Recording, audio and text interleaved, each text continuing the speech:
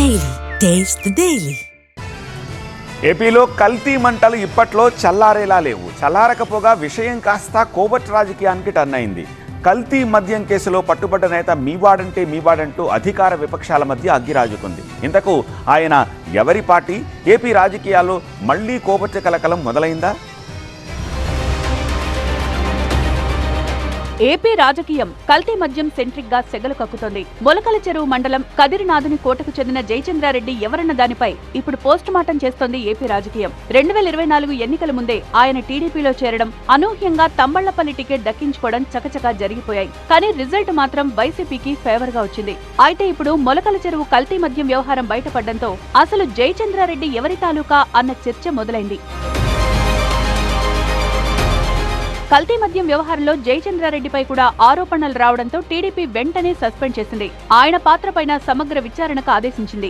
Jayachandra Reddy TDP నేత కావడంతో వైసీపీకి ఆయుధంగా మారింది. కూటమి సర్కార్ నేతలే కల్తీ మద్యం చేస్తున్నారంటూ పెద్ద ఎత్తున ప్రచారం చేసింది. దీంతో టీడీపీ వైసీపీ మధ్య మాటల యుద్ధం మొదలైంది. అసలు వైసీపీ కోవర్ట్ ఆపరేషన్ లో భాగంగానే జయచంద్రారెడ్డి తమ పార్టీలోకి వచ్చారని టీడీపీ ఆరోపిస్తుంటే, కోవర్ట్ అని తెలిసినా పదవులు టికెట్లు ఎందుకిచ్చారంటూ వైసీపీ ఎదురుదాడి చేస్తోంది.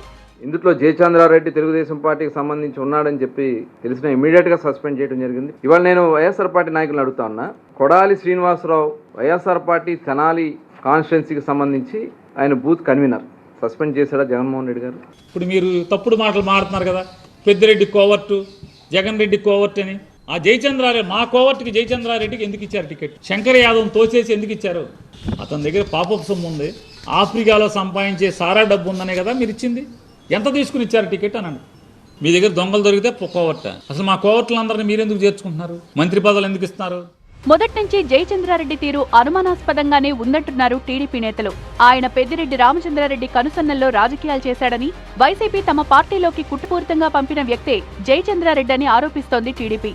మరోవైపు టీడీపీ ఆరోపణలను పెద్దిరెడ్డి ఖండించారు. తన కోవర్ట్ అయితే 50 కోట్లు తీసుకుని ఎందుకు టికెట్ ఇచ్చారని ప్రశ్నిస్తున్నారు పెద్దిరెడ్డి. పెద్ద పెద్ద డబ్బులన్నీ కూడా బయట పెడితే వాటికి సారథ్యం వహిస్తూ ఉండే వాళ్ళందరూ కూడా తెలుగుదేశం పార్టీలో నాయకులు, అత్యంత సన్నిహితులు చంద్రబాబు నాయుడుకు వాళ్ళ కుమారుడికి. వారు చెప్తా ఉన్నారు, మా కోవర్టు అక్కడ కంటెస్ట్ చేసిన వ్యక్తి తంబలపల్లిలో అని చెప్పి.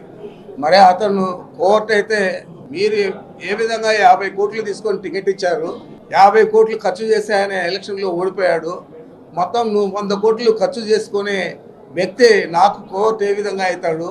మరి నా కోవర్ట్ను మీరు ఎందుకు పట్టుకోలేకుండా ఉన్నారు?